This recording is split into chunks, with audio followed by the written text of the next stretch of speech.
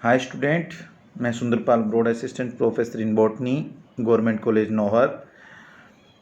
हमारा जो आज का टॉपिक है वो है परागण, या जिसको हम पोलिनेशन बोलते हैं। परागण क्या होता है? परागकणों के परागकोश से वृत्तिकाग्र तक स्थानांतरण की क्रिया को हम परागण कहते हैं। यानी पोलन ग्रेन जो हैं वो पोलन सैक से स्टिग्मा तक ट्रांसफर होते हैं, उस प्रक्रिया को हम पोलिनेशन कहते हैं। ये पोलन ग्रेन जो हैं उनका जो स्थानांतरण है वो कई तरीकों से हो सकता है। कई कारक हैं जिनके द्वारा हो सकता है। वायु द्वारा हो सकता है, जल द्वारा हो सकता है, जंतु, कीट, पक्षी आदि कई कारकों द्वारा हो सकता है। तो ये क्या करते हैं, परागण जो हैं वो परागकोश के स्फुटन के द्वारा परागकण स्वतंत्र हो जाते हैं और स्वतंत्र होकर के मैच्योर जो जायांग हैं उसके स्टिग्मा तक पहुंचते हैं। टाइप्स ऑफ पोलिनेशन की यदि बात करें तो ये मेनली 2 टाइप्स का होता है। एक को तो हम बोलते हैं सेल्फ पोलिनेशन और दूसरे को हम बोलते हैं क्रॉस पोलिनेशन। जो सेल्फ पोलिनेशन है उसके अंतर्गत क्या होता है, जो उभयलिंगाश्री या मोनोसियस जो प्लांट्स हैं उसके द्विलिंगी पुष्प अर्थात हम कह सकते हैं कि एक लिंगी पुष्प के नर और मादा पुष्पों में होता है। तो इसका मतलब क्या हुआ कि प्लांट्स क्या होगा, उभयलिंगी होगा, मोनोसियस होगा, तो उसमें जो होगा सेल्फ पोलिनेशन होता है। और जो परपरागण होता है या क्रॉस पोलिनेशन होता है उसमें क्या होता है, एक पौधे के परागकणों का उसी जाति के दूसरे पौधे के वर्तिकाग्र पर पहुंचने की क्रिया को हम परपरागण कहते हैं। तो कहने का मतलब जो स्वपरागण है, स्वपरागण के अंतर्गत तो पौधा एक ही पौधा होगा, उस एक पौधे के एक पुष्प से दूसरे पुष्प तक परागकण पहुंचते हैं, या फिर एक ही पौधे के एक पुष्प के नर और मादा जननांग यानी कि द्विलिंगी पुष्प होगा, तो एक ही पौधे के एक ही पुष्प के नर और मादा जननांगों के बीच की क्रिया होती है, उसको हम कह सकते हैं। और जो परपरागण होता है उसके अंदर एक पौधे के जो परागकण हैं उसी जाति के दूसरे पौधे तक जाएंगे। कहने का मतलब जब दूसरे पौधे तक जाएंगे उसे तो हम कह देंगे परपरागण, और उसी पौधे तक ही सीमित रहेंगे परागण की क्रिया तो उसे कह देंगे स्वपरागण। जैसे ये डायग्राम है, एक फ्लावर का डायग्राम है, उसके अंदर आपको दिखाई दे रहा है कि बीच के अंदर जो है जो स्टिग्मा दिखाई दे रही है, स्टिग्मा के ऊपर परागकण आ रहे हैं पोलन सैक से। तो ये जो प्रक्रिया हो गई उसे हम स्वपरागण कहते हैं। और यह एक जो पुष्प दिखाई दे रहा है ये द्विलिंगी पुष्प हैं, अर्थात इस पुष्प के अंदर नर जननांग और मादा जननांग दोनों हैं। अब हम ये जो स्वपरागण जो हैं उसकी यदि हम बात करें कि ये स्वपरागण किस तरह से हो सकता है, ये कितने प्रकार का हो सकता है, तो स्वपरागण की यदि हम बात करें तो स्वपरागण के अंदर पहला प्रकार जो होता है स्वपरागण का वो होता है स्वयुग्मन या ऑटोगेमी। ऑटोगेमी क्या चीज होती है, जैसे द्विलिंगी पुष्प जो है ना उसके अंदर एक पुष्प के परागकण उसी पुष्प की वर्तिकाग्र पर पहुंचते हैं, तो उसे हम क्या कहते हैं, ऑटोगेमी कह देंगे। जैसे ये जो डायग्राम है ये ऑटोगेमी का डायग्राम है, इसमें क्या है, द्विलिंगी पुष्प है, उसमें उसी पुष्प के परागकण उसी पुष्प की वर्तिकाग्र पर पहुंच रहे हैं। तो ये जो डायग्राम दिखाई दे रहा है ये किसका डायग्राम है, ऑटोगेमी का डायग्राम है। दूसरा जो होता है उसको बोलते हैं जियंटेनोगेमी या सजात पुष्पी परागण। एक पुष्प के परागकण उसी पौधे के दूसरे पुष्प की वर्तिकाग्र तक पहुंचे, एक पौधे के परागकण उसी पौधे के दूसरे पुष्प की वर्तिकाग्र तक पहुंचे तो उसे हम क्या कह देते हैं, सजात पुष्पी परागण या जियंटेनोगेमी बोलते हैं। अब जो स्वपरागण के लिए पौधे में कई अनुकूलन पाए जाते हैं, स्वपरागण के लिए अनुकूलन पाए जाते हैं क्या क्या, जैसे मान लीजिए एक तो आता है होमोगेमी, एक होती है क्लिस्टोगेमी। होमोगेमी का मतलब ये होता है जिसको हिंदी में बोलते हैं समकाल पक्वता, यानी कि पौधे के अंदर जो निषेचन हो रहा है और परागण की क्रिया निषेचन से पहले होती है, तो समकाल पक्वता या होमोगेमी का मतलब ये होता है कि जब द्विलिंगी जो पुष्प हैं उसमें एक ही समय में नर और मादा जननांग एक साथ परिपक्व होते हैं तो उसे हम क्या कहते हैं, समकालपक्वता या होमोगेमी बोलते हैं। इसके अंदर परागकोश और वर्तिकाग्रह दोनों क्या होते हैं, एक साथ ही परिपक्व होते हैं। जैसे जो हेलियंथस एनस हैं यानी कि सूरजमुखी हैं, गेंदा हैं, गुलबास हैं, सदाबहार हैं, इस प्रकार का जो पौधे हैं उसमें होमोगेमी पाई जाती है कि इसमें जो परागकोश और वर्तिकाग्रह दोनों एक साथ परिपक्व होते हैं।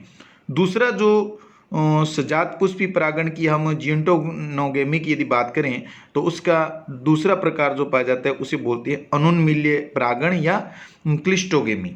जो बी भाग है क्लिस्टोगेमी, उसमें क्या होता है, द्विलिंगी पुष्प जो कभी भी नहीं खुलते, द्विलिंगी पुष्प जो कभी खुलते नहीं हैं, इसके कारण उस पुष्प के परागण उसी पुष्प की वर्तिकाग्रह पर स्थापित होते हैं। तो उसी पुष्प के परागकण उसी पुष्प की वर्तिकाग्रह पर स्थापित होते हैं तो उसे हम क्या कहेंगे, क्लिस्टोगेमी कहते हैं। क्योंकि वो पुष्प क्या होते हैं, द्विलिंगी पुष्प हैं, और पुष्प क्या होगा, द्विलिंगी पुष्प बंद पुष्प होता है। तो उस बंद पुष्प के अंदर ही नर जननांग और मादा जननांग होंगे और वो परागण की क्रिया करेंगे। जैसे ये ऑक्जेलिस हैं, कोमेलाइना हैं, वायोला हैं, इस प्रकार के जो प्लांट्स हैं उसके अंदर क्लिस्टोगेमी पाई जाती है। पर परागण की यदि हम बात करें तो पहले ही हमने बता दिया था कि एक पौधे के परागकणों का उसी जाति के दूसरे पौधे की वर्तिकाग्रह पर पहुंचने की क्रिया को हम क्रॉस पोलिनेशन या पर परागण बोलते हैं। जिस प्रकार कुछ पौधों के अंदर स्व परागण के लिए अनुकूलन मिलते हैं, उसी प्रकार कुछ पौधे जो होते हैं ना उसमें विशेष प्रकार की प्रयुक्तियां मिलती हैं जो स्व परागण को रोकती हैं। तो जो रोकने वाली प्रक्रिया है वो रोक देती हैं कि स्व परागण नहीं हो, तो फिर क्या होगा, परागण क्या होगा, पर परागण की संभावना उसमें बढ़ जाती हैं। अब पर परागण के लिए जो प्रयुक्तियां हैं या क्या चीज़ हैं जिसके कारण क्या है कि पौधे के अंदर पर परागण होता है, तो उसमें सबसे पहला जो है ए भाग वो होता है यूनिसेक्सुअलिटी यानी कि एक लिंगता। कुछ पौधे एक लिंगाश्री होते हैं यानी कि डायसियस होते हैं जिसमें नर एवं मादा पादप अलग अलग होते हैं, जैसे पपीता है, सहतूत हैं, वेलिसनेरिया हैं आदि। तो इसमें क्या होता है, पर परागण होता है क्योंकि इसमें पौधे क्या होते हैं, एक लिंगी होते हैं, द्विलिंगी पौधे नहीं होते। और कुछ उभयलिंगाश्री पौधे ऐसे होते हैं जिसके पौधे के अंदर जो पुष्प जो होते हैं ना वो एक लिंगी हो जाते हैं। उसमें नर पुष्प तथा मादा पुष्प जो होते हैं ना अलग अलग होते हैं, जैसे मक्का है, अरंडी है, लौकी है, तुरई है, ये तो ये लक्षण जो है ना ये पर परागण को प्रेरित करता है। तो यूनिसेक्सुअलिटी जो है वो कारण है पर परागण का। दूसरा जो है उसको बोलते हैं सेल्फ स्टेरिलिटी यानी कि स्वबंध्यता। कुछ पौधों में क्या होता है, परागकण उसी पुष्प की वर्तिकाग्रह पर अंकुरित नहीं होते, इसे हम कहते हैं स्वबंध्यता, कि उस पौधे के अंदर परागकण तो हैं लेकिन उसी पौधे की वर्तिकाग्रह पर जाकर के अंकुरित नहीं होते। तो स्वबंध्यता आनुवंशिक लक्षण ही होता है। उदाहरण के लिए जैसे पिटूनिया है, मालवा हैं, आलू हैं, तंबाकू हैं, इस प्रकार के जो प्लांट है उसमें सेल्फ स्टेरिलिटी या स्वबंध्यता पाई जाती है। और एक बोलते हैं डाइकोगेमी। डाइकोगेमी होती है भिन्न काल पक्वता, यानी पौधे के अंदर भिन्न काल पक्वता हो, यानी कि अनेक पौधे ऐसे होते हैं जिसके अंदर भिन्न काल पक्वता पर परागण के लिए उत्तरदायी हैं। अनेक जो द्विलिंगी पुष्पों के अंदर परागकोश और वर्तिकाग्रह अलग अलग समय में परिपक्व होंगे, इसके कारण क्या होता है, स्व परागण बाधित हो जाता है और कौन सी क्रिया होगी, पर परागण होगी। अब उसके अंदर भिन्न काल पक्वता है या जिसको डाइकोगेमी हम बोलते हैं। डाइकोगेमी को दो भागों में बांटा गया है, एक तो होता है प्रोटेंड्री और एक होती हैं प्रोटोगाइनी। तो जो प्रोटेंड्री है उसको बोलते हैं हिंदी में पुपूर्वता, यानी कि इस प्रकार के जो पौधे हैं उसमें परागकोश वर्तिकाग्रह से पहले परिपक्व हो जाए, परागकोश वर्तिकाग्रह से पहले परिपक्व हो जाए, या हम कह सकते हैं कि जो नर जननांग वाला जो भाग है वो पहले परिपक्व हो जाता है और वर्तिकाग्रह बाद में परिपक्व होती है। तो जब परागकोश वर्तिकाग्रह से पहले परिपक्व हो जाते हैं उसे हम क्या कहेंगे, प्रोटेंड्री कंडीशन कहते हैं। इस पुष्प की वर्तिकाग्रह जब परिपक्व होती है तो उसे पौधे के परागकण उपलब्ध नहीं हो पाते, अतः उसमें फिर स्वयं परागण नहीं होगा, पर परागण होगा। उदाहरण के तौर पर यदि प्रोटेंडरी कंडीशन की बात करें तो कपास है, भिंडी है, गुड़हल है, पोलीगोनम है, कैप्सिला है, सूरजमुखी है, धनिया है, इस प्रकार के जो पादप हैं उसमें प्रोटेंडरी पाई जाती हैं। दूसरा जो प्रकार है या कारण है डाइकोगेमी का, वो है प्रोटोगाइनी। प्रोटोगाइनी प्रोटेंडरी कंडीशन का उल्टा होता है। इस प्रकार के पुष्पों में क्या होता है, वर्तिकाग्र परागकोश से पहले परिपक्व हो जाएगी।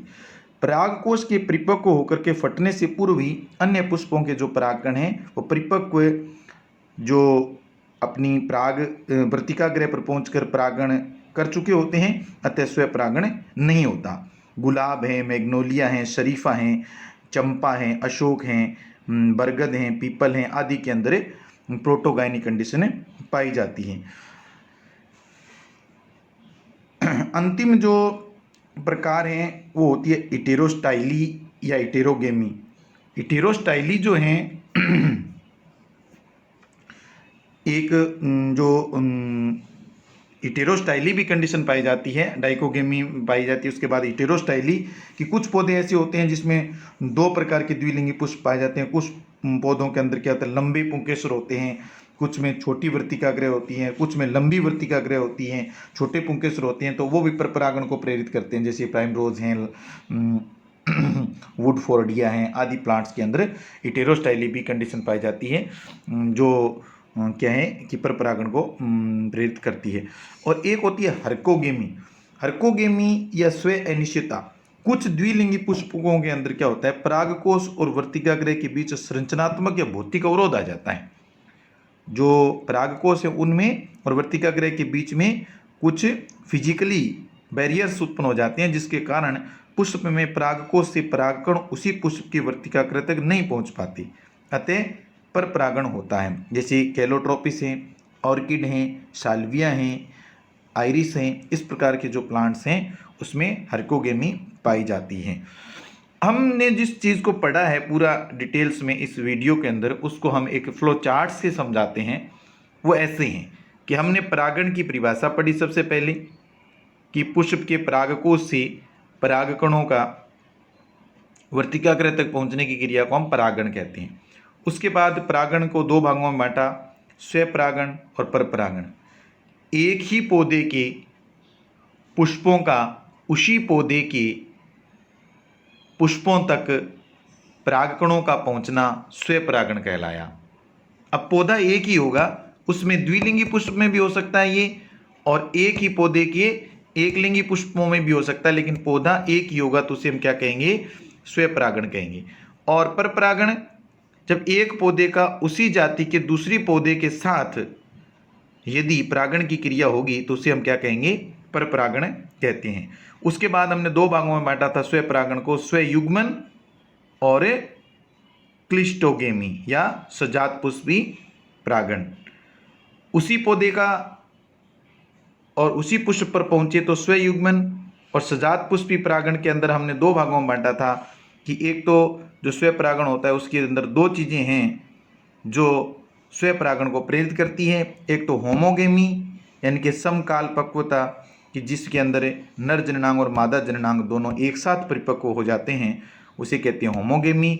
और अनुन्मील्यता या क्लिस्टोगेमी, कुछ पौधे ऐसे होते हैं जिसके अंदर बंद पुष्प होते हैं, तो बंद पुष्प होते हैं तो उसमें नर और मादा अंदर ही होंगे, बंद होंगे तो दूसरे पौधे के परागण वहाँ तक पहुँच नहीं पाएंगे, या उस पौधे के जो परागकण है वो दूसरे पौधे की वर्तिकाग्र तक नहीं पहुँच पाएंगे, यानी कि बंद पुष्प होते हैं, वो क्लिस्टोगेमी होती है। तो क्लिस्टोगेमी जो होती है वो स्वपरागण को प्रेरित करती है। पर परागण के अंदर हमने सीरियल वाइज पढ़ा था यूनिसेक्सुअलिटी, यानी कि हम उसको कहेंगे यूनिसेक्सुअलिटी के अंदर या नर होगा या मादा होगा तो फिर पर परागण की जरूरत पड़ेगी। सेल्फ स्टेरिलिटी यानी कि खुद के अंदर बंध्यता आ जाए किसी भी पादप के किसी भी नर या मादा जननांग के अंदर। और हमने जो डाइकोगेमी पढ़ा था, डाइकोगेमी का मतलब ये होता है कि पौधे के अंदर भिन्न काल पक्वता आ गई, तो उसके अंदर यदि प्रोटेंडरी कंडीशन है तो उसको हम बोल देंगे कि प्रोटेंडरी के अंदर क्या हो जाता है, पहले पुंकेसर या हम परागकोश कह दें उसका परिपक्वन हो जाता है, और जो जायांग जो हैं या हम कहें कि वर्तिकाग्रह जो है वो बाद में परिपक्व होता है, और प्रोटोगायनी कंडीशन है उसके अंदर जो मादा जननांग जो होता है उसका परिपक्व होने पहले हो जाता है। तो डाइकोगेमी होती है भिन्न काल पक्वता।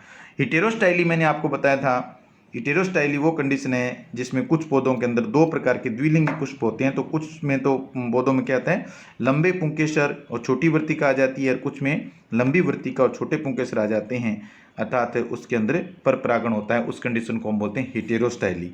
और हर्कोगेमी जो अंत में मैंने आपको बताया कि हर्कोगेमी वह कंडीशन है कि कुछ पादप ऐसे होते हैं जिसके पुष्पों के अंदर परागकोश और वर्तिकाग्रह के बीच संरचनात्मक या भौतिक फिजिकली या स्ट्रक्चर के हिसाब से कुछ बैरियर्स या अवरोध आ जाते हैं, जिसके कारण पुष्प में परागकोश से परागकण उसी पुष्प के वर्तिकाग्रह तक नहीं पहुंच पाती, अर्थात पर परागण हो जाता है। तो ये आज जो हमारा टॉपिक था वो परागण के प्रकार और परागण का जो क्लासिफिकेशन किया गया था विद एग्जाम्पल उस पर डिपेंड था। इसको आप अच्छी तरह से पढ़िए, वीडियो को देखिए, कॉलेज के चैनल को सब्सक्राइब कीजिए और नोट्स को भी पढ़ते रहिए। Thank you students.